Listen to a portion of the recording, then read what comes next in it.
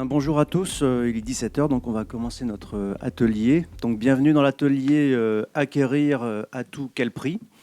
Je vais commencer par vous présenter les intervenants de cet atelier et ensuite le plan de cet atelier. Alors tout d'abord, je vous présente mon confrère Sandrine Clévenot, avocat au barreau des Hauts-de-Seine, droit des affaires et plutôt conseil. Monsieur Jacques Finéchy, qui est le président du tribunal de commerce de Nanterre, qui nous fait l'honneur de participer à cet atelier. Merci beaucoup, monsieur le président. Monsieur Michel Curiel, vous êtes dirigeant, entrepreneur. Vous gérez l'entreprise automatisme maçonnerie, portail et clôture, AMPC, et vous allez nous parler de votre expérience d'une reprise d'une entreprise Inbonis. Et Madame Nadine Joannick, vous êtes chargée de développement économique à la Chambre de métiers et de l'artisanat des Hauts-de-Seine, plus particulièrement pour la partie transmission et reprise d'entreprise. Voilà, donc nous allons commencer notre atelier. Je vais vous mettre le plan tout de suite. Faut que tu... Voilà, donc bon, le plan va arriver. Voilà. Donc, nous allons commencer tout d'abord par vous parler de la création d'une entreprise et la reprise d'une entreprise Inbonis avec la comparaison des deux. Ensuite, nous allons embrayer sur la reprise d'une entreprise en difficulté à la barre du tribunal, côté repreneur et côté tribunal. Ensuite, nous parlerons du retour d'expérience de monsieur Michel Curiel avec un petit interview à 3 sur son expérience. Et ensuite, nous ferons une petite comparaison des trois solutions. Créer une entreprise, reprendre une entreprise Inbonis ou reprendre une entreprise en difficulté. Et vous aurez la possibilité de poser des questions et nous serions ravis d'y répondre. Voilà, donc on va commencer par la première partie, création d'une entreprise et reprise d'une entreprise Inbonis. Et donc Nadine, je vous laisse la parole sur la partie création, vs la reprise. Oui, merci. Bonjour à tous. Donc effectivement, moi, à la Chambre de métier, j'ai l'occasion de voir des entrepreneurs qui parfois me posent la question, voilà, est-ce que je crée, est-ce que je reprends? Alors, il n'y a pas de meilleure solution, hein. Il y a effectivement des avantages, des inconvénients dans chaque type de projet. C'est vrai que la création, ça s'adresse plutôt à quelqu'un qui veut partir d'une idée originale, qui veut orienter son affaire en toute liberté, choisir ses partenaires, pas avoir de contraintes particulières, hormis celles du marché, évidemment. Parce que généralement, effectivement, quand on a un projet de création, il va falloir faire une étude de marché beaucoup plus poussée. Il va falloir peut-être rechercher des locaux, rechercher du personnel. D'autant plus que ça peut paraître que peut-être moins, comme nécessitant moins de mise de fonds, une création d'entreprise. Mais l'idée, c'est que c'est parfois difficile de convaincre des financeurs aussi, une banque notamment, sur une création, parce qu'on part de rien, donc il n'y a pas d'existant. Donc parfois, c'est un petit peu plus difficile à les convaincre. D'où l'importance d'avoir des partenaires, d'avoir une étude de marché. Et puis, c'est vrai, se dire aussi que ça nécessite moins d'argent, c'est toujours la problématique entre le temps et l'argent, parce que le temps qu'on se fasse une clientèle, justement, qu'on développe son business, ça va mobiliser aussi des fonds. Sur une reprise, je dirais, donc toujours d'un point de vue plus pratique, effectivement, ça peut être opportun donc, pour des gens qui recherchent quelque chose qui existe déjà, qui est chiffrable, voire qui est rentable, si on parle de la reprise Inbonis. Et donc, on va pouvoir effectivement bénéficier d'un savoir-faire, d'une clientèle existante, d'un emplacement, d'un marché. Donc, c'est un côté un peu plus sécurisant. Même si, de l'autre côté, ça implique aussi moins de souplesse, puisqu'il va falloir faire avec ce qui est en place, la clientèle, les fournisseurs. Alors ça peut avoir des avantages, mais aussi il faut accepter aussi d'avoir peut-être une certaine diplomatie, notamment vis-à-vis des salariés aussi, parce que ce n'est pas toujours évident non plus de reprendre une équipe en place qui fonctionne. Et notamment, il faut faire avec tout cet historique. Alors, notamment, on pourra vous en dire plus avec l'historique, avec ses implications juridiques. Bien sûr aussi, reprendre, ça nécessite généralement plus de fonds.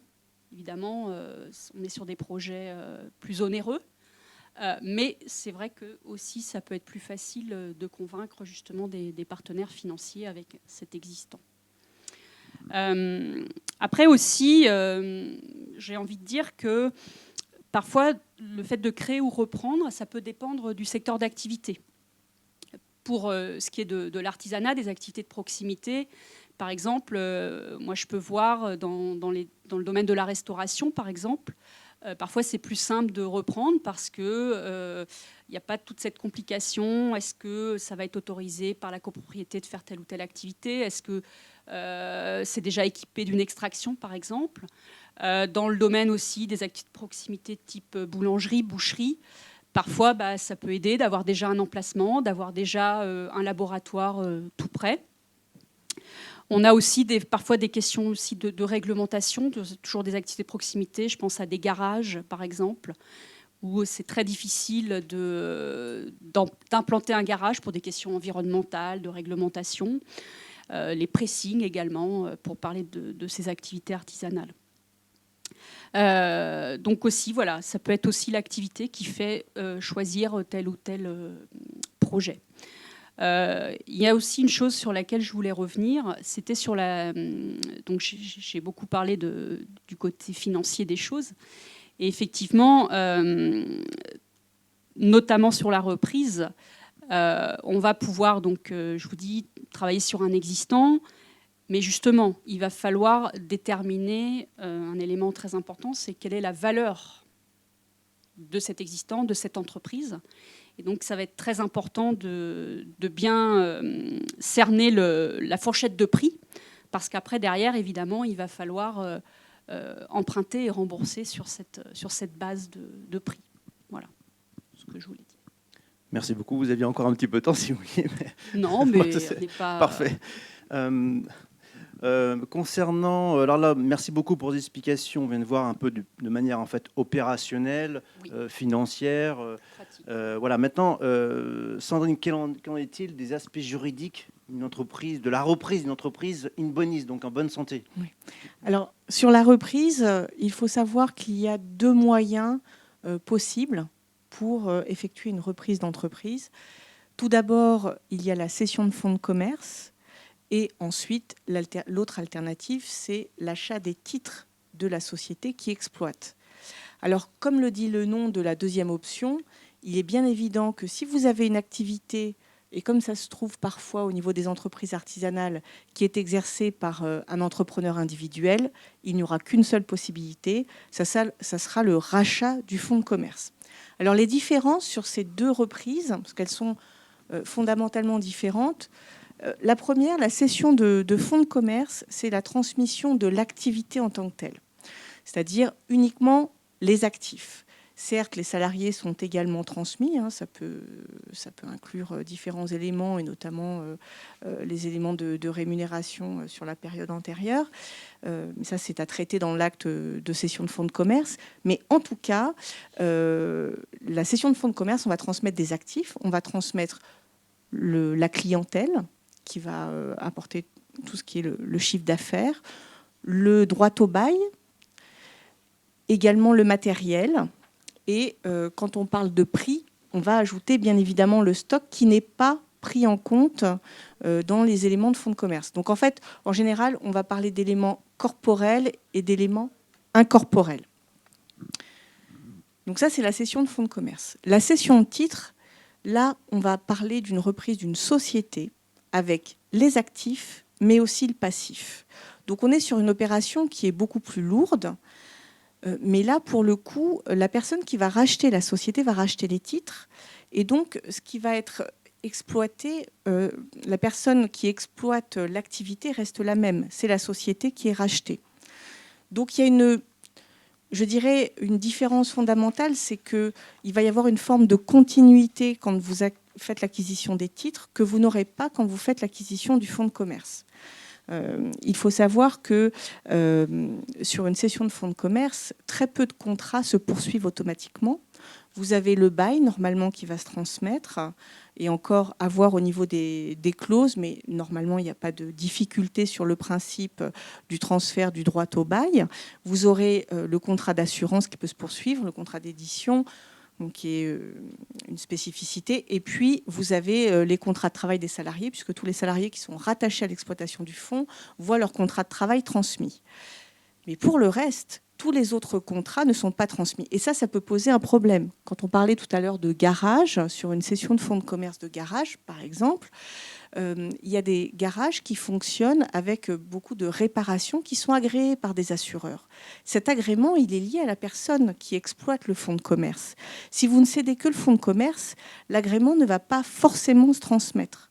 Donc il y a un risque sur la continuité du chiffre d'affaires, puisque si le nouvel exploitant n'est pas agréé par la suite, ça pourra soulever des difficultés. En tout cas, ça entraîne un risque sur la capacité à poursuivre avec le même chiffre d'affaires. Donc c'est vraiment un élément qui est important quand vous êtes agréé comme fournisseur auprès de certains clients, et c'est parfois le cas dans l'industrie, enfin pour des entreprises assez importantes, on aura intérêt à reprendre les titres plutôt que de reprendre le fonds de commerce.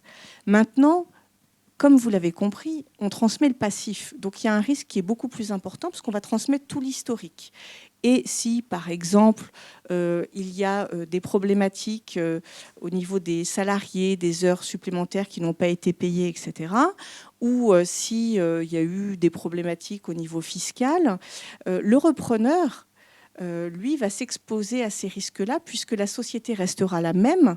Et donc, lui, va racheter une société avec une situation existante à un moment donné, mais il pourra se retrouver en général, c'est dans la période de 3 années qui suivent, parce que c'est le délai de prescription, avec ce risque-là d'être poursuivi pour des faits que lui n'a pas commis, mais qui vont être reprochés à la société qu'il dirige et dont il a racheté les titres. Donc il y a un risque d'être rattrapé par l'historique, l'histoire de la société qu'il a rachetée, pour parler en termes très simples. Donc c'est vraiment la différence essentielle, mais ça entraîne aussi une chose, c'est que souvent sur les activités qui génèrent un chiffre d'affaires plus ou moins, enfin pas très important, les commerces de proximité, etc., on sera plutôt sur une session de fonds de commerce parce que l'opération est beaucoup moins lourde et on prend moins de risques. Et donc ça va faciliter aussi le financement. Il y aura d'autres opérations, on sera plutôt sur des cessions de titres, mais là ça sera beaucoup plus lourd et la plupart du temps on va accompagner cette opération par un audit assez poussé au niveau de l'entreprise. Donc, autres éléments sur lesquels je souhaiterais insister, c'est les points d'attention habituels. Donc le chiffre d'affaires, on l'a dit, et à 2 égards, parce que ça va permettre de déterminer effectivement la fourchette de prix, et aussi ça va permettre de bâtir le prévisionnel, parce qu'on se base là-dessus pour arriver à présenter une demande de financement et de démontrer sa capacité à rembourser l'emprunt. Donc ça, c'était le premier point, le chiffre d'affaires, donc c'est important. Ensuite, vous avez les locaux. Donc ça, c'est le bail commercial. Il faudra être très attentif. Il y a eu une formation, un atelier cet après-midi sur ce point, s'assurer que toutes les clauses du bail ont bien été respectées et qu'on ne se trouve pas dans une période un peu compliquée. Alors ça, c'est surtout sur les cessions de fonds de commerce. Les banquiers n'aiment pas du tout avoir à financer une reprise de fonds de commerce avec un bail en fin de période, parce que c'est la période la plus à risque. On va arriver à la période de renouvellement, il y a un risque de déplafonnement du loyer, et donc ça risque de mettre à plat tout le prévisionnel qui était envisagé, et donc la capacité à rembourser l'emprunt. Donc ça, c'est un autre élément important. Évidemment, la situation du salarié et l'état du matériel, s'assurer que l'entreprise, en tout cas, est bien propriétaire du bien, qu'on n'est pas dans un cas de crédit-bail, notamment, parce qu'une nouvelle fois, dans le cadre de la cession de fonds de commerce, ce contrat ne se transmet pas automatiquement. Il faudra l'agrément du crédit-bailleur, et ça sera impératif. Ça constitue parfois des conditions suspensives. Et puis, enfin, donc là, moi, sur ces points-là, c'est vraiment les points, donc ça, c'est habituellement sur les cessions de fonds de commerce. J'ajouterai un point qui concerne plutôt les cessions de titres, donc ça va se rajouter, puisque quand vous cédez des titres, vous cédez aussi, ça inclut l'élément d'actif qu'est le fonds de commerce. Sur la cession de titres de société, évidemment, on va observer tout ce qui concerne la situation bilancielle, s'assurer qu'on a bien connaissance de l'ensemble des emprunts qui ont été souscrits par la société, les comptes courants éventuels des associés et toute somme que la société pourrait être amenée à rembourser. Donc, Donc ça, c'était sur les points d'attention dans le cadre de l'audit. J'accélère pour ne pas trop... Tu es encore dans les temps, Sandrine. Bon, ça va. Et puis, donc, après, je vais vous parler très rapidement du processus qui est assez similaire entre la cession de fonds de commerce et la cession de titres. Le processus qui va quand même s'étaler sur une période de temps qui est au moins de 3 mois. À l'heure actuelle, le temps d'obtenir les financements bancaires, la plupart du temps, il faut compter au moins ça. Et sur une cession de titres, ça peut aller même jusqu'à 6 mois facilement, parce qu'avec l'audit, le résultat de l'audit, on sera plutôt sur cette période de temps-là. Donc, on a la lettre d'intention qui est très fréquente sur les cessions de titres et qui commence à rentrer de plus en plus dans la pratique des cessions de fonds de commerce pour vraiment définir, le planning des opérations, enfin des différents actes que l'on va signer, comment les choses vont se dérouler. Surtout prévoir des clauses de confidentialité, parce qu'on est de plus en plus dans la confidentialité des négociations et on veut s'assurer que tous les éléments qui seront transmis dans le cadre de la négociation resteront bien confidentiels. Et donc, ça devient quelque chose d'assez... de plus en plus, enfin, qu'on voit de plus en plus souvent, même pour les cessions de fonds de commerce, qui n'était pas le cas jusqu'à présent. Après, vous avez soit le compromis sous conditions suspensives ou le protocole sous conditions suspensives, qui va prévoir donc les modalités de manière ferme, la plupart du temps, de la cession, avec le prix, le financement bancaire, toutes les déclarations. La différence majeure pour ce qui concerne la cession de titres, ça sera la garantie d'actifs et de passifs qui sera à prévoir impérativement dès ce stade pour qu'il n'y ait pas de discussion. Et c'est la garantie par laquelle on s'assure d'être couvert pour partie sur l'historique, c'est-à-dire s'assurer qu'il n'y aura pas de diminution d'actifs ou d'augmentation du passif qui n'aurait pas été pris en compte dans le bilan ou qui n'aurait pas été mentionné en tant qu'information importante à l'acquéreur. Et puis ensuite, donc, il y a toutes les conditions suspensives qui sont le financement. Pour la société, il y a souvent des éléments concernant le compte courant, puis les éléments d'éventuels cautionnements qu'aurait pris le dirigeant de la société qui est vendue. Donc on s'assure qu'il ne faut pas substituer des cautions, parce que ce n'est pas parce qu'une personne va céder les titres que son cautionnement va partir directement vers l'acquéreur.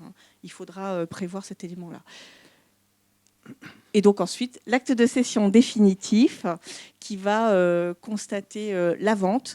Alors, sur la cession de fonds de commerce, il y aura des formalités assez simples et en général, on fait reprendre le fonds de commerce par une société qu'on aura créée. Sur la cession de titres, on va très fréquemment aussi créer une holding qui va reprendre les titres, mais ça générera systématiquement des formalités au sein de la société reprise, qu'on va changer le dirigeant et il y aura des modifications statutaires.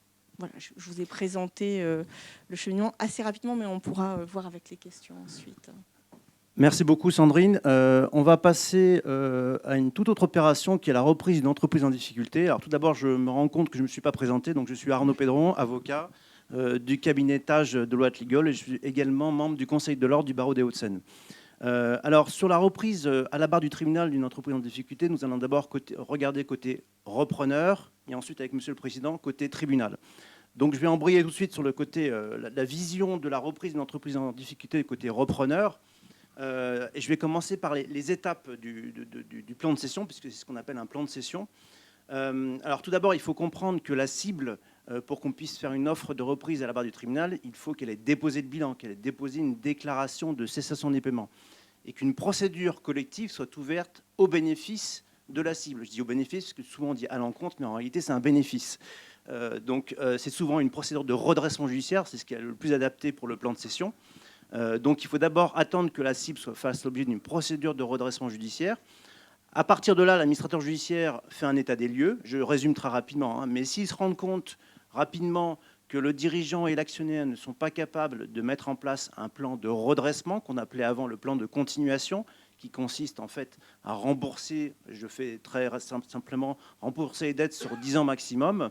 À partir du moment où l'administrateur judiciaire se rend compte que le dirigeant et l'actionnaire ne peuvent pas présenter ce plan de redressement, il va tout de suite faire un appel d'offres pour trouver un repreneur. Et cet appel d'offres est publié sur les sites spécialisés de l'administrateur judiciaire, dans les échos du vendredi. Donc vous avez une description de la cible, actifs, activité, nombre de salariés, chiffre d'affaires, et surtout ce qui est très important, ce qu'on appelle vulgairement la DLDO, c'est la date de limite de dépôt des offres. Et cette date de limite de dépôt des offres, elle peut paraître très courte pour un non-initié. Elle peut être d'une semaine, par exemple, jusqu'à 1 mois, 2 mois. Voilà, donc c'est une opération qui se déroule très rapidement.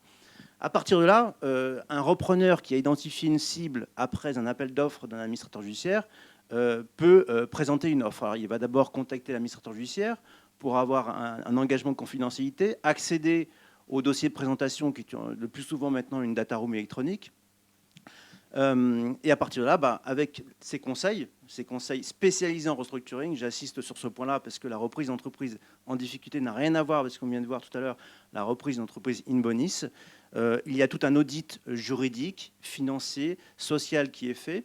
Il y a des consultations préalables qui sont faites, notamment consulter les instances représentatives du personnel, mais également les principaux partenaires, également aller rencontrer les autorités publiques locales pour présenter le projet. Et à partir de là, le repreneur, avec ses conseils, bâtit une offre de reprise, un périmètre de reprise. Et ça, j'en reparlerai après, ça concerne l'offre de reprise. Et cette offre de reprise, elle vit, elle peut être améliorée par la suite. Ensuite, il y a une date d'audience. Chaque repreneur, Monsieur le Président en parlera plus facilement que moi, présente son offre lors de l'audience au tribunal de commerce. Et au préalable, chaque repreneur aura dû lever les conditions suspensives qui sont dans son offre. Et à partir de là, vous avez l'audience, le choix du repreneur, l'entrée en jouissance, on va en reparler encore, la signature de l'acte de cession et le transfert de propriété. Voilà, ça c'est en gros les phases du plan de cession. Et ça peut se passer très rapidement. Vous avez des plans de cession qui peuvent se décider en 3 ou 5 semaines. Parfois, ça prend plutôt 1 mois, 2 mois, 3 mois.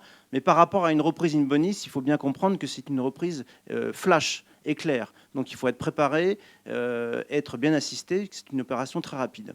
Alors maintenant, l'offre de reprise, qu'est-ce qu'il y a dans l'offre de reprise? Vous avez d'abord la présentation du repreneur. Il faut expliquer la compréhension des difficultés de la cible. Il faut présenter son projet au niveau industriel, toutes les synergies, la motivation du repreneur, pourquoi faire une offre. Élément très important, il faut adjoindre à l'offre un prévisionnel d'activité et de financement sur plusieurs mois. Et ça, le tribunal le regarde avec beaucoup dans le détail, puisque c'est le nerf de la guerre. C'est le projet de reprise est bâti sur un business plan qui tient la route. Ensuite, dans l'offre de reprise, vous avez, quand vous avez présenté le repreneur, son business plan, vous avez tout le périmètre de reprise. Alors, le périmètre de reprise, la particularité, je vais en reparler après, c'est qu'on choisit ce que l'on veut.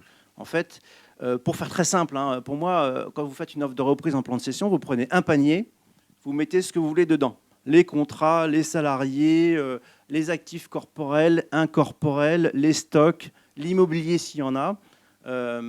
Et c'est ce qu'on appelle en anglais le cherry picking. Donc vous choisissez ce que vous souhaitez reprendre. Vous n'avez pas l'obligation de tout reprendre. Et dans l'offre de reprise, vous avez une partie des conditions de la reprise, donc le prix. Alors à chaque fois on me pose la question, mais maître, à combien je vais reprendre l'entreprise? Là je vous dis, je ne suis pas capable de vous le dire, c'est à vous de le voir par rapport à votre niveau d'activité, vous devez connaître. Il y a eu une étude, je crois, qui a été faite il y a quelques années et qui a précisé qu'en moyenne, un prix de cession en plan de cession, c'est une moyenne de plusieurs plans de cession constatés, représente 6% du chiffre d'affaires. Donc vous voyez, c'est des niveaux de prix qui sont quand même assez bas par rapport à une reprise in bonis. Dans l'offre de reprise, vous mentionnez également toutes les charges augmentatives du prix. Je m'explique. Tout ce qui est congés payés, par exemple, RTT, qui sont des jours acquis par les salariés avant le début du redressement judiciaire. C'est une dette du cédant que le repreneur n'a pas l'obligation de reprendre, donc il peut l'indiquer dans son offre de reprise. C'est améliorer son offre de reprise. C'est ce qu'on appelle les charges augmentatives du prix. Élément très important que le repreneur oublie tout le temps et heureusement, il a son avocat pour lui dire, mais il faut apporter une garantie d'exécution du plan. C'est-à-dire, soit apporter un chèque de banque équivalent au prix de cession offert, soit faire un virement sur le compte CDC de l'administrateur judiciaire, c'est ce qu'on fait le plus souvent, soit apporter une caution bancaire à première demande. Et ça, c'est un élément qu'il ne faut absolument pas rater, parce que s'il n'y a pas de garantie, le tribunal, il ne regarde même pas votre offre. C'est clair, il n'y a pas de garantie, l'offre n'est pas analysée. Donc c'est un élément très important quand vous êtes repreneur. Alors je disais tout à l'heure qu'il y avait des dispositions dérogatoires du droit commun. C'est ce qui fait la grosse spécificité du plan de cession par rapport à la reprise in bonis. C'est que vous avez des particularités, des dispositions dérogatoires du droit commun qui vous permettent en fait de vraiment de faire votre offre comme vous le souhaitez. Vous recréez une nouvelle entreprise, vous la modelez en fonction de ce que vous souhaitez garder. Alors ça commence par la première chose, c'est les salariés. C'est-à-dire que tout à l'heure, Sandrine vous expliquait que quand vous reprenez un fonds de commerce, vous devez reprendre tous les salariés. Et bien là, vous pouvez choisir l'intitulé des postes de travail par qualification professionnelle que vous souhaitez garder. Donc c'est simple, il y a un tableau avec la qualification professionnelle, par exemple manutentionnaire, il y en a 10, vous en reprenez 8 et vous n'en reprenez pas 2. Voilà. Donc pour chaque poste de travail, vous devez préciser le nombre de postes de travail que vous reprenez et le nombre de postes de travail que vous ne reprenez pas. Donc c'est un élément très important parce que finalement, en achetant, vous restructurez quelque part. Ça, c'est le premier élément absolument important. Le deuxième élément, tout à l'heure, on disait que les contrats ne sont pas cédés automatiquement. Eh bien là, la particularité, c'est que le repreneur peut choisir les contrats qu'il veut reprendre, les contrats de location, de crédit bail, de fourniture de biens et de services. Et c'est ce qu'on appelle la cession forcée des contrats. C'est-à-dire qu'en fait, le repreneur n'a pas la possibilité de dire, le contractant n'a pas la possibilité de dire non, je ne veux pas. Le repreneur choisit les contrats et c'est un transfert forcé des contrats. Je me dépêche, Monsieur le Président. Ensuite, il y a d'autres sujets. Par exemple, ce qui est très important, c'est qu'il n'y a pas de transfert de dette. Les dettes ne sont pas transférées, sauf exception à bien connaître. Et c'est pour ça qu'il faut être bien conseillé, parce que seul un expert du restructuring saura identifier les dettes qui peuvent être transférées au repreneur. Mais sachez que les dettes ne sont pas transférées. Les sûretés ne sont pas transférées. Et autre particularité, vous avez par exemple pour les baux commerciaux, vous n'avez pas de solidarité avec le cédant sur les loyers qui sont impayés. Vous pouvez modifier l'activité du bail, par exemple. Et le droit de préemption des communes ne s'applique pas. Dernier élément, les points de vigilance. Ce qui est important de comprendre, c'est que vous reprenez en l'état sans garantie et qu'il y a une faible qualité de l'information. C'est une offre engageante, donc vous ne pouvez pas revenir en arrière. Et votre business plan doit être robuste et solide.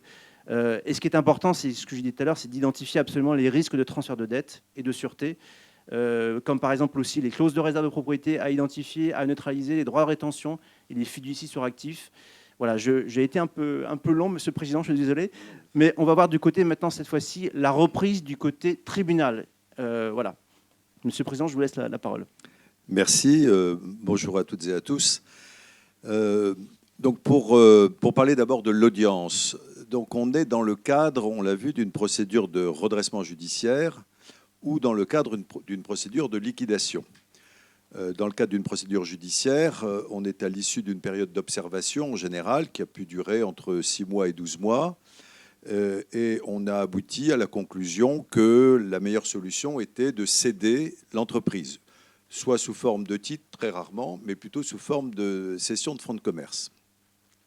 Dans le cadre d'une liquidation, évidemment, le calendrier est beaucoup plus rapide. On ouvre la liquidation et tout de suite, le liquidateur va essayer de vendre le fonds de commerce dans les meilleurs délais. Et donc, il y a une audience du tribunal qui se tient pour statuer sur les offres reçues. Les participants à cette audience, vous avez donc la formation de jugement, donc 3 juges, dont le président. Vous avez le juge commissaire qui a donc été désigné à l'origine au moment de l'ouverture de la procédure et qui a donc suivi toute la période d'observation. Vous avez ensuite l'administrateur judiciaire et le mandataire judiciaire si vous êtes en redressement judiciaire ou le liquidateur judiciaire si vous êtes en procédure de liquidation. Vous avez également côté entreprise le dirigeant en principe et puis le représentant des salariés élus. Enfin, vous avez le ministère public qui est donc présent, qui doit donner un avis. Alors, il n'est pas forcément présent, sauf si la société atteint une certaine taille. Le déroulé de l'audience est très simple. L'administrateur ou le liquidateur judiciaire brosse un tableau historique, la procédure, l'origine des difficultés, qu'est-ce qui s'est passé pendant la période d'observation. Ensuite, et ça, il le fait pendant que les candidats attendent à l'extérieur. Ensuite, le mandataire judiciaire fait également un exposé sur l'état du passif de la société. Et ensuite, on fait rentrer un par un les candidats. Donc chaque candidat va se présenter sans que les autres assistent à l'audience. Le candidat donc va présenter sa société, va présenter son projet d'acquisition, son business plan et son financement. Et enfin, donc, quand tous les candidats sont passés, ils se retirent et l'avis de chacun des participants à l'audience va être demandé. Donc on demande l'avis successivement de l'administrateur, du mandataire, du juge-commissaire, du dirigeant, du représentant des salariés.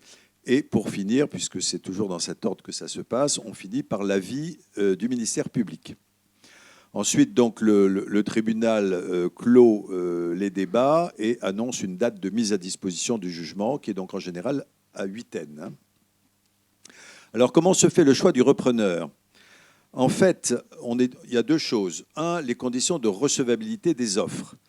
Il y a trois choses qu'on examine en particulier sur la recevabilité. Est-ce que le calendrier fixé par l'administrateur ou par le liquidateur a été respecté ?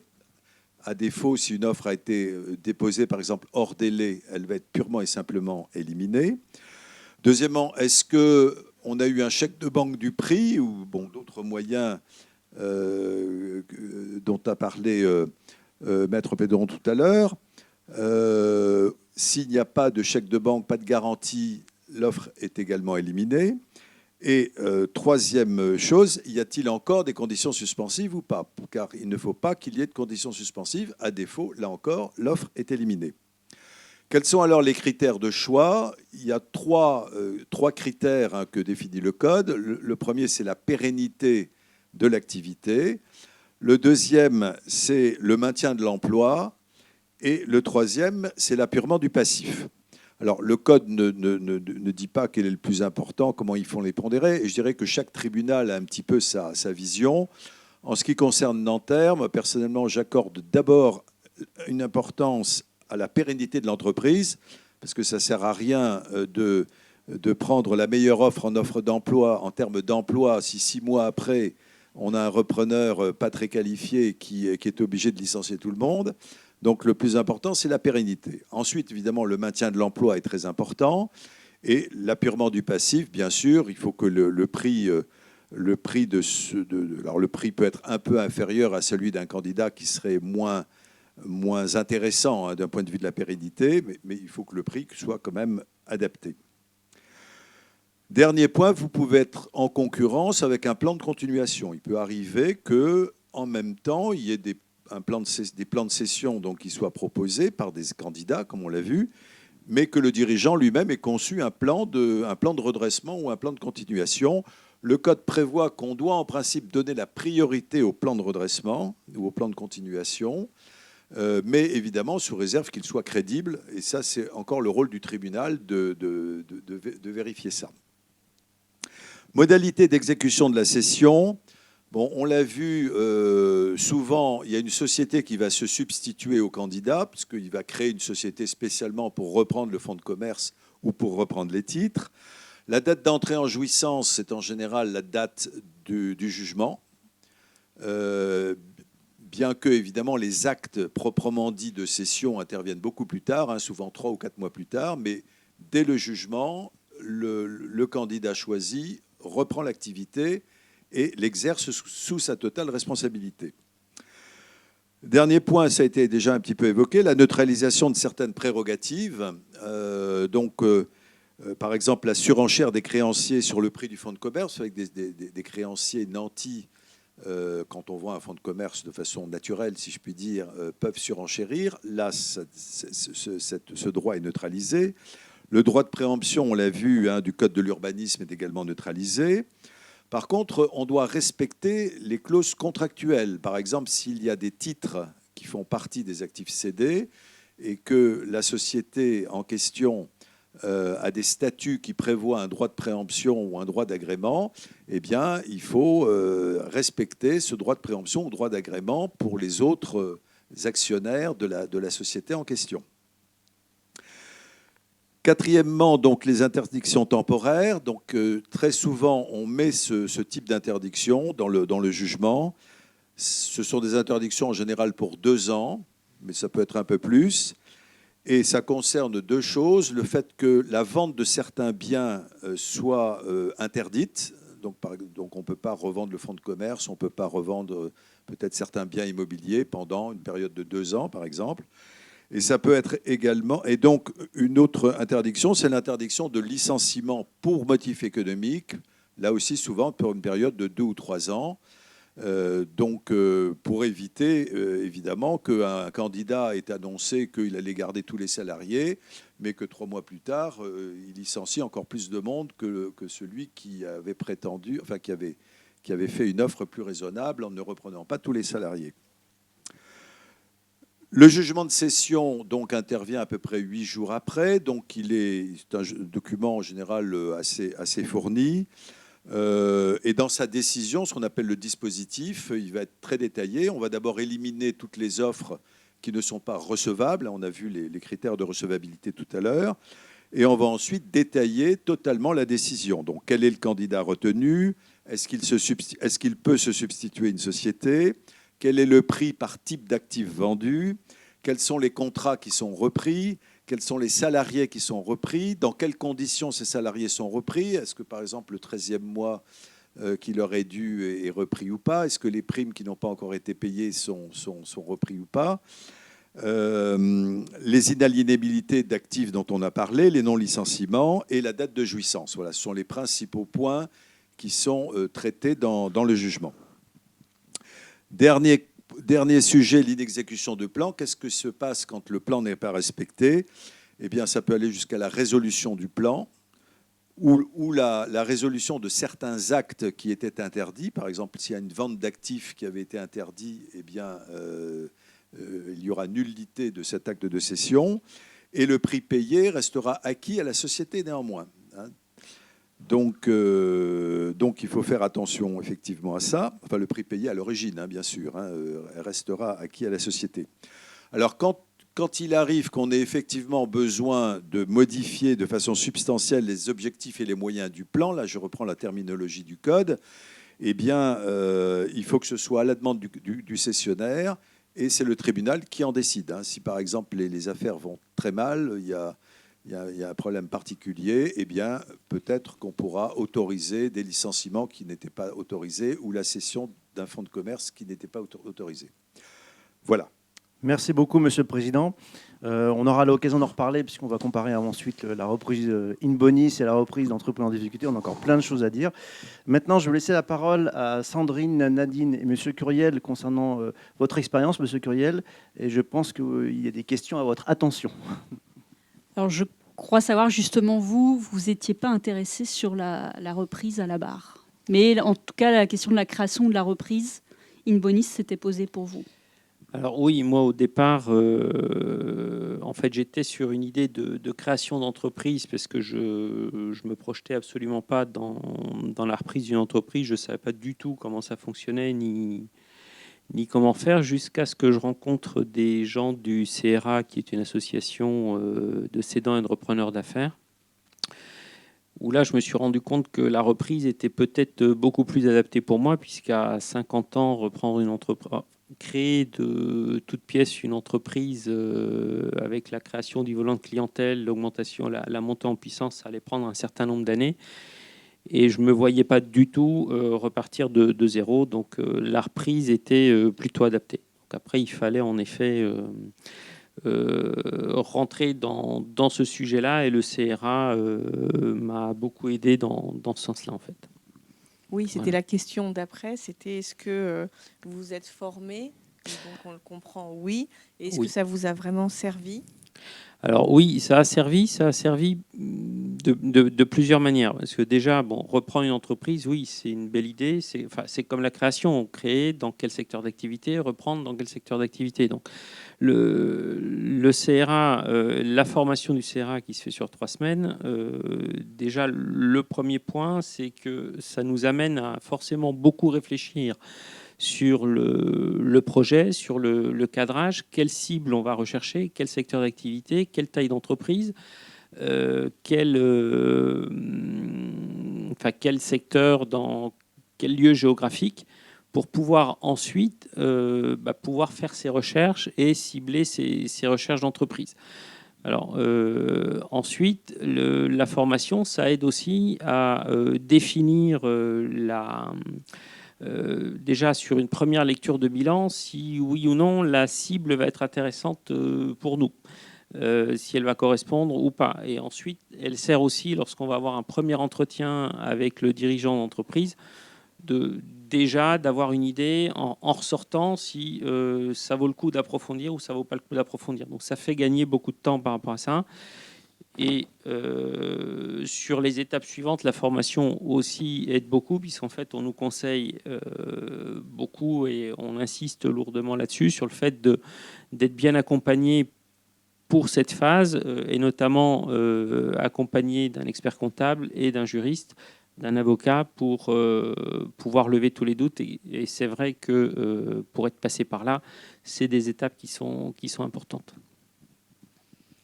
Donc, c'est essentiellement donc un avocat et un expert comptable qui vous a accompagné dans votre projet. C'est ça. Et quelle est la durée de l'opération, en fait? Combien de temps ça a pris entre la recherche, trouver et puis négocier, trouver les financements? La recherche est quelque chose d'assez long. Enfin, moi, je suis rentré en formation au mois d'avril 2018. Et la cession, enfin le rachat, s'est fait au mois d'avril 2019. Mais bon, c'est plutôt court par rapport à ce qui se fait habituellement. J'ai des collègues de promo qui, eux, ont signé en 9 mois. Mais on est plutôt, et c'est ce qu'on nous annonce quand on fait la formation, on est plutôt sur des 18 mois, 18 à 24 mois entre la recherche et la signature finale, la rentrée en possession. Mais tout ça, ça va aussi être beaucoup fonction du cadrage que vous avez fait et des objectifs que vous êtes fixés. Si on est trop rigide, on va peut-être déflorer des questions que vous vouliez, mais si on est trop rigide sur le cadrage qu'on s'est fait, si on ne se donne pas un peu de souplesse, il est évident que des entreprises à vendre, il n'y en a pas tant que ça. Et donc, à un moment donné, il faut aussi être souple. J'y reviendrai peut-être tout à l'heure par rapport à ça. Et qu'est-ce que vous avez trouvé de plus compliqué dans tout ce processus? Dans le processus, ce qui a été compliqué, alors, c'est vrai que c'est la recherche, c'est de trouver des dossiers. Après, il y a des banques de données. Bon, la Chambre des métiers, puisque j'ai l'entreprise que j'ai rachetée, c'était via la Chambre des métiers, mais il y a le CRA, il y a la Chambre de commerce qui a aussi des bases de données. Après, vous avez des sociétés que vous pouvez missionner pour vous chercher vos cibles, pour prospecter pour vous sur le marché, vous mettre en relation. Ça coûte cher. Donc après, c'est aussi une question de budget et de financement. Après, moi, ce que j'ai trouvé le plus pénible, ça a été la phase de recherche de financement et de discussion avec les banques, en fait. Principalement parce qu'en fait, tout simplement, moi, je recherchais au départ une entreprise un peu plus grande. Donc, c'est pour ça que je dis qu'il faut être souple aussi sur ses objectifs et sur les critères qu'on a. Parce que sinon, ça risque de n'être qu'un doux rêve, quoi, le fait de racheter une entreprise. Donc, à un moment donné, si on est déterminé et qu'on veut le faire, il faut aussi, à un moment donné, avancer. Mais les négociations avec les banques, c'est difficile parce que quand vous présentez un gros dossier, vous avez affaire à des niveaux de décision qui sont importants. Et votre dossier, plus vous empruntez, paradoxalement, plus vous allez avoir de crédit auprès de la banque et plus ils vont prendre votre dossier au sérieux. Moi, j'empruntais pas tant que ça puisque j'avais un apport qui était conséquent. J'avais besoin d'emprunter avec les prêts d'honneur juste un tiers de la somme qu'il fallait pour boucler la reprise.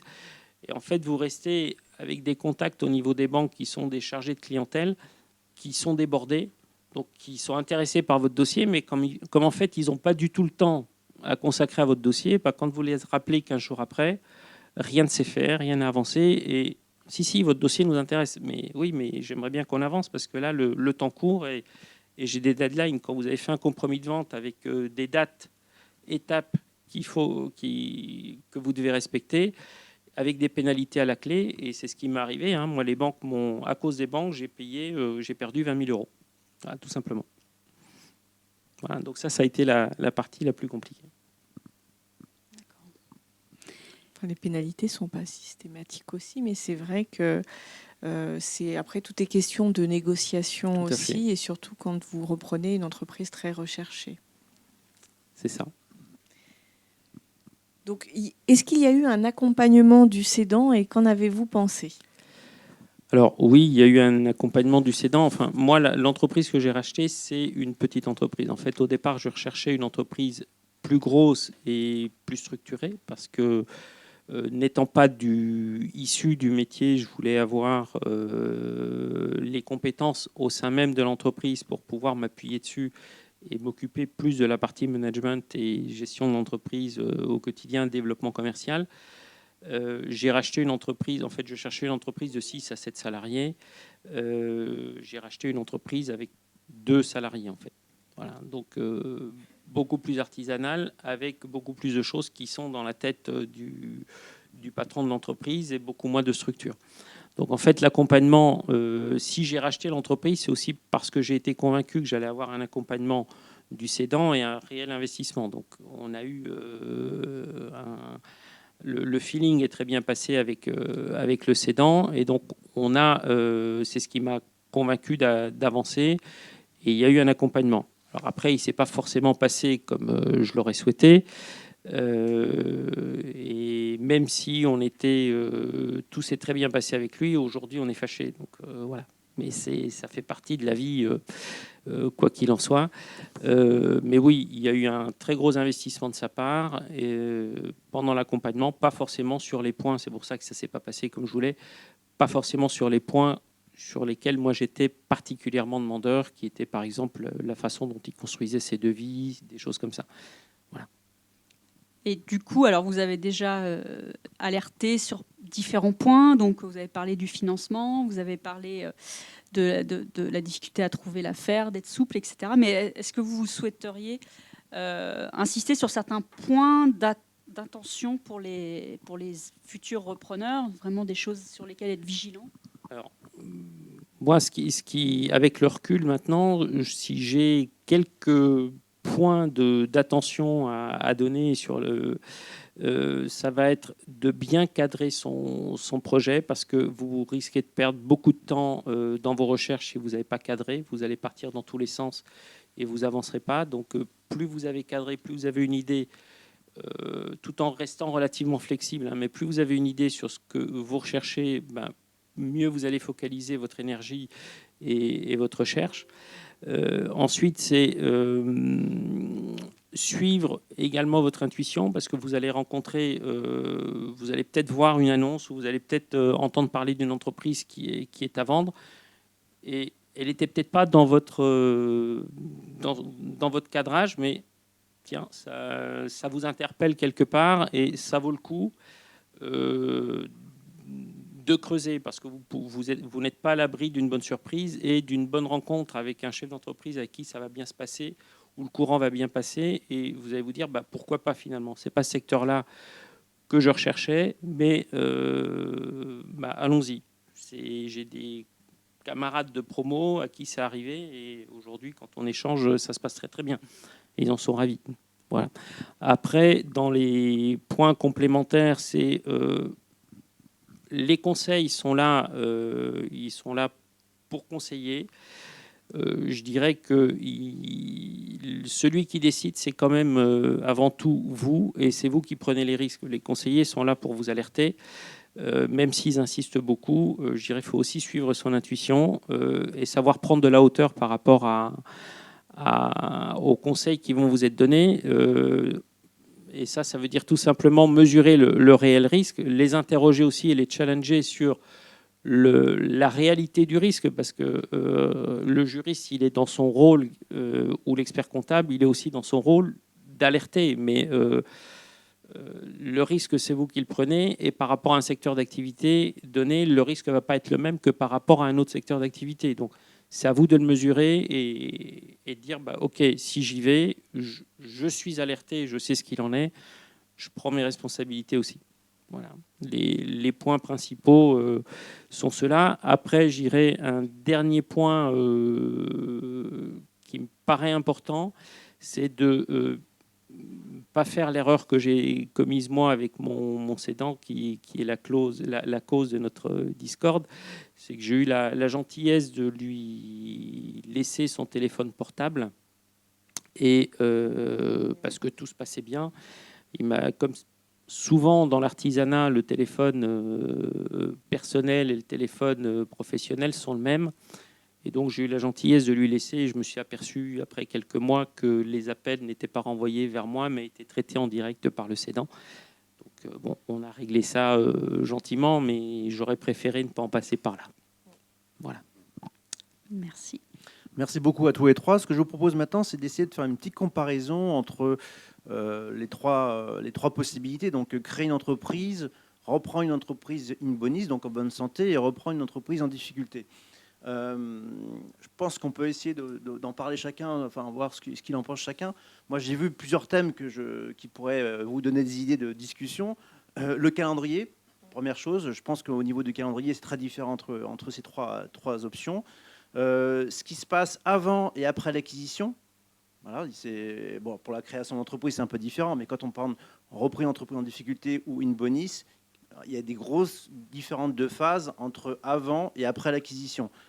Par exemple, de mon côté, je n'ai pas beaucoup parlé de la phase post-acquisition, mais finalement, on ne veut pas trop faire peur aux repreneurs, mais il y a beaucoup plus de questions qui se posent après l'acquisition qu'avant. Mais on ne dit pas trop ça au client au début pour ne pas lui faire peur, mais c'est vrai qu'il y a toute une phase de suivi, et c'est toute la phase cachée de l'iceberg qu'il faut bien se rendre compte dans une entreprise en difficulté. C'est qu'après, il y a plein de questions qui se posent, opérationnelles, les contrats, les salariés, et l'avocat est toujours là pendant des mois après le jugement qui retient le repreneur. Les avantages, les inconvénients, les intervenants, les personnes à convaincre qui ne sont pas les mêmes, on vient de le voir. La qualité de l'information, vous en parliez tout à l'heure, quand vous reprenez une entreprise en difficulté, la qualité de l'information peut être très faible.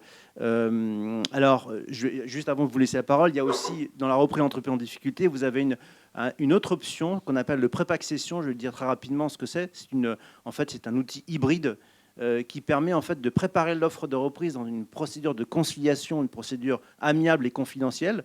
Et quand l'offre est bien packagée, c'est pour ça qu'on appelle le prép-accession, quand l'offre est bien préparée, sans conditions suspensives, et qui se fait d'ailleurs avec la collaboration du cédant, du dirigeant, parce qu'il a choisi son repreneur quelque part, à partir du moment où la cible dépose le bilan et le tribunal, s'il joue le jeu, il y a des conditions pour ça, il peut y avoir une reprise flash en plan de session en 3, 4 semaines, 5 semaines, ça peut se passer beaucoup plus rapidement qu'un plan de session classique. Et donc là, il n'y a pas de destruction de valeur, il y a une bonne qualité de l'information puisqu'il y a une collaboration entre le vendeur et l'acheteur.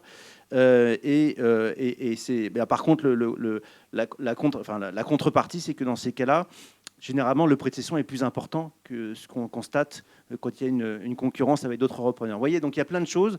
Je pensais aussi aux contraintes légales, on en a parlé tout à l'heure, contraintes légales importantes en in bonis, beaucoup d'allègements en amont.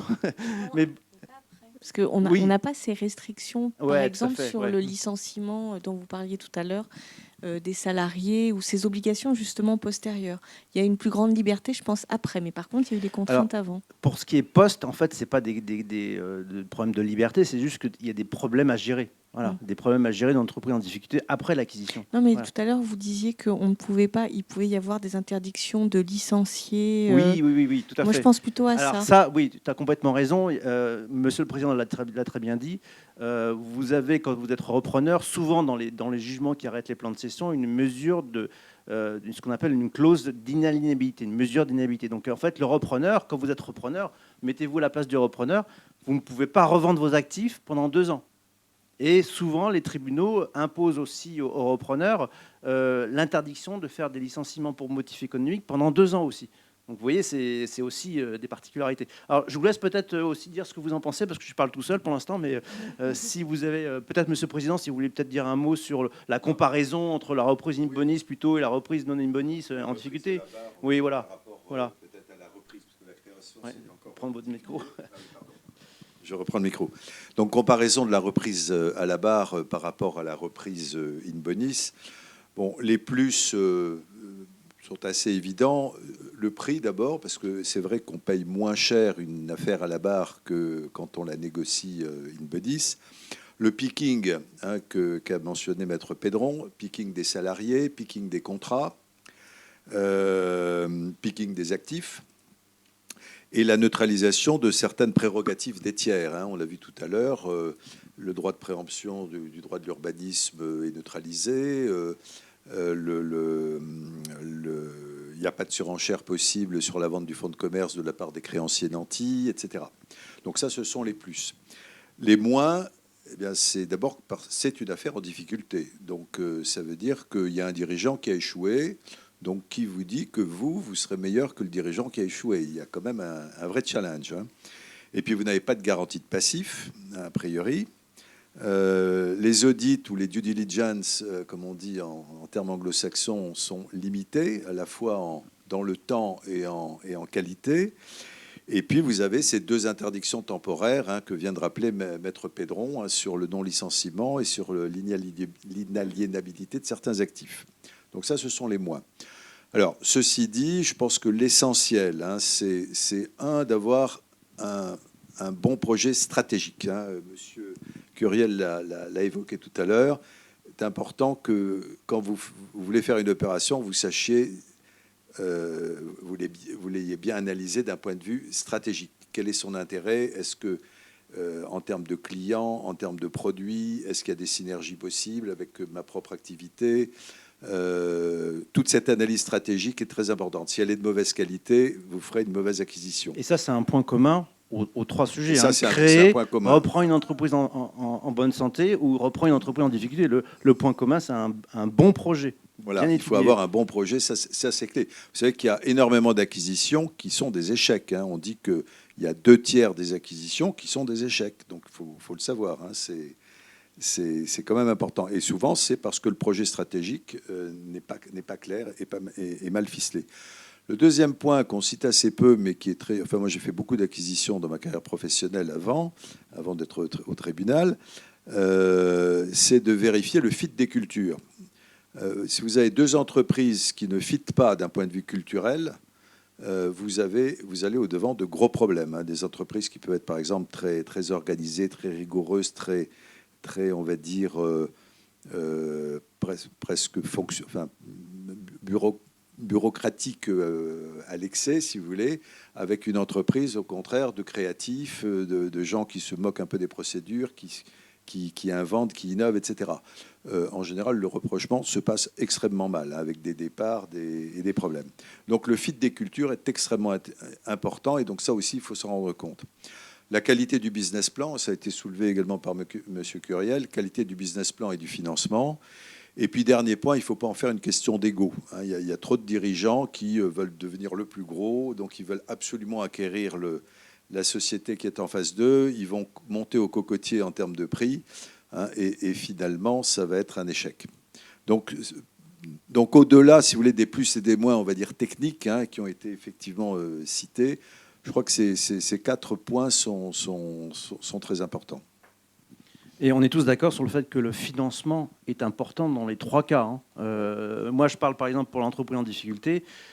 Évidemment, vous devez apporter une garantie qui montre que vous avez les moyens de payer le prix d'acquisition. Mais en fait, le prix d'acquisition, on l'appelle vulgairement le ticket d'entrée. En fait, c'est un ticket d'entrée. Après, ce qu'il faut, c'est financer l'exploitation, financer le BFR. Et là, c'est vraiment, il faut avoir une surface financière suffisante. Et ça, je pense que c'est pareil pour toutes les options. Alors, c'est un point que le tribunal regarde de très près. Voilà, tout à fait. Oui, bien sûr. Effectivement, on ne se contente pas que le prix offert soit payé. On demande également quel est le business plan et comment vous le financez. Exactement. Non, mais c'est... En fait, il y a un point qui est commun de toute façon sur les deux points, sur la reprise in bonis et la reprise à la barre. C'est la question qu'on va poser aux repreneurs. pourquoi vous allez faire mieux que votre prédécesseur. Et ça, c'est vrai que je pense qu'on est sur la vision, l'anticipation et la stratégie que doit avoir le repreneur de toute façon. Là-dessus, je vous rejoins totalement. C'est vraiment extrêmement important. Il y a le financement, je pense que la question du financement est extrêmement importante et l'avantage sur la reprise, quelle qu'elle soit, il faut la financer. Alors, on finance peut-être pas forcément les mêmes aspects. Il y en a un, on va plutôt vraiment mettre l'accent sur le financement du prévisionnel, d'après ce que je comprends sur la reprise à la barre, alors que sur la reprise d'une entreprise in bonis, on va être plutôt sur le financement du prix avec une démonstration de la capacité à rembourser. Ce qui n'est pas tout à fait pareil, mais en tout cas, c'est toujours la question du financement. Mais l'avantage, c'est que ça force systématiquement à faire un prévisionnel, ce qui est une erreur qui peut être commise par les créateurs qui ne feront pas de prévisionnel et qui vont se rendre compte qu'ils n'ont pas suffisamment anticipé le temps qui leur sera nécessaire pour générer du chiffre d'affaires et d'être capable de faire face à leurs charges. Et ça, c'est notamment sur les startups, c'est souvent un problème qu'on retrouve où ils vont devoir, parce qu'on pense toujours que sur le web, ça décolle très vite, oui, mais il va falloir à un moment que ça commence. Et souvent, ça met beaucoup plus de temps qu'anticipé. Et c'est ça, je pense, qui est là-dessus. L'avantage de la reprise, c'est qu'on est, comme on va passer par un organisme bancaire la plupart du temps, on est obligé et devant le tribunal également, on est obligé de bâtir un prévisionnel qui tienne la route. Juste, j'ai envie d'ajouter aussi, dans les points communs, en fait, c'est l'idée qu'il faut être justement très ouvert. Il faut être souple, flexible et pourquoi pas envisager toutes les possibilités quand on veut entreprendre. Et puis aussi, l'autre point, c'est d'être accompagné, voilà, d'avoir des personnes, des ressources qui peuvent vous accompagner sur quel que soit le projet. Parce que j'ai un exemple qui me vient en tête là. Dernièrement, j'ai reçu un pâtissier qui s'est mis micro-entrepreneur voilà, depuis quelques mois pour faire des gâteaux à domicile, pour des restaurants, etc., dans l'optique de se mettre à son compte. Et donc, il a commencé à prospecter des locaux disponibles, des affaires à vendre comme ça. Et puis, par hasard, il a entendu parler d'une affaire.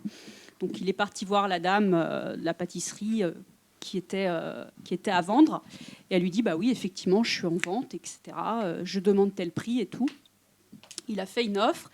Et en fait, c'est avéré que cette entreprise était à la limite du dépôt de bilan. Donc, au final, il se retrouve à faire une offre auprès du tribunal. Donc, voilà. Donc, c'est vrai que ça a dû lui demander beaucoup de rebondir pas mal assez vite, parce que ça se fait très, très vite. Et justement, dans son réseau, il avait un avocat, il avait un expert comptable. Et donc, ça lui a permis justement de rebondir. Alors, je ne peux pas vous dire s'il a eu l'affaire pour l'instant. Ce sera prochain épisode. Il y a plein d'autres sujets qu'on n'en a pas parlé. Par exemple, les risques environnementaux. C'est quand vous reprenez une entreprise aussi, c'est un sujet important, hein, qu'elle soit en bonne santé ou pas en bonne santé. Voilà, écoutez, il est 18h02. Je vous propose peut-être qu'on regarde s'il y a des questions dans la salle, éventuellement qu'on essaie d'y répondre, s'il y en a. Si nous serions heureux d'y répondre. N'hésitez pas. Hein,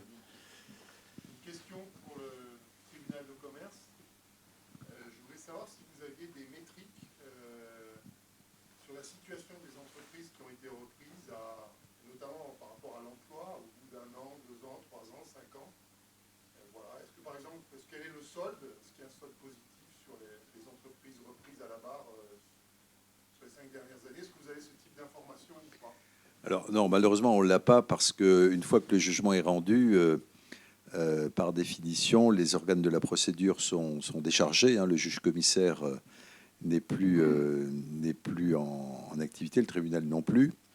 Et donc, les entreprises vivent un peu leur vie. Alors, c'est vrai qu'on obtient de temps en temps on entend parler effectivement de telle ou telle société qu'on a particulièrement suivie, mais on n'a pas de statistiques générales, hein, pour répondre à votre question.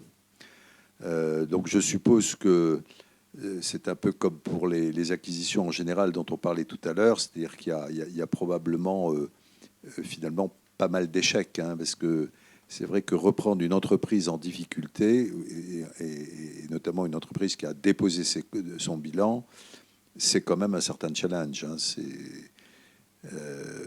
Donc il y a effectivement des échecs derrière. On voit des sociétés qui ont... nous, ce qu'on voit au tribunal, c'est des sociétés qui ont été en plan de redressement.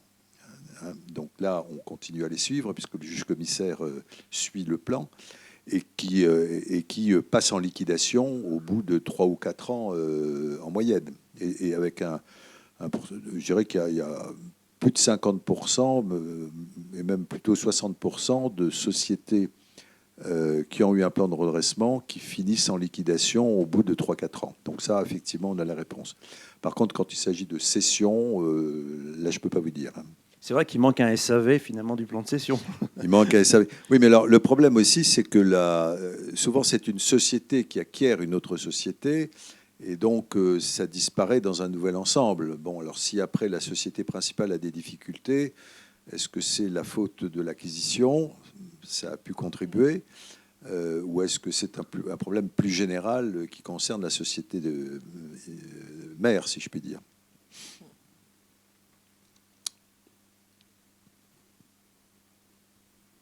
Est-ce que vous avez d'autres questions ?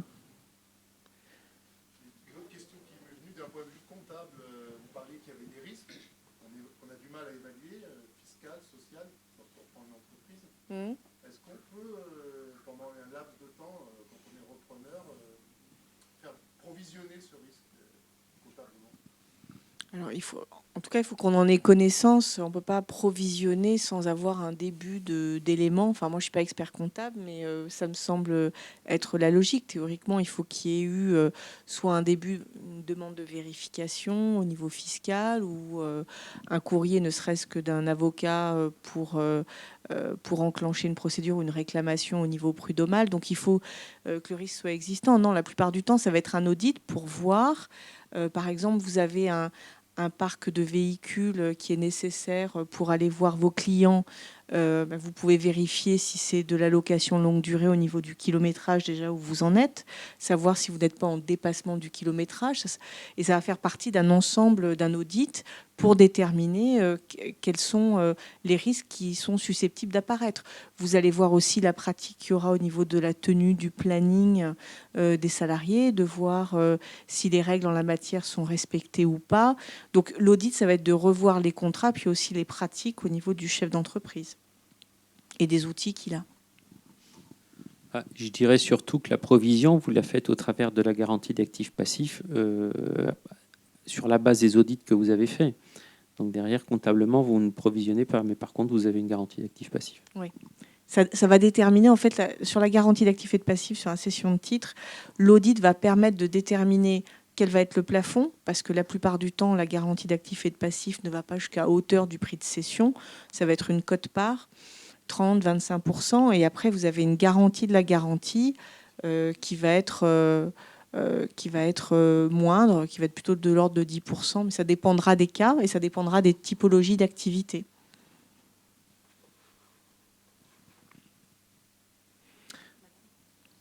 Vous avez une question ? Catherine ?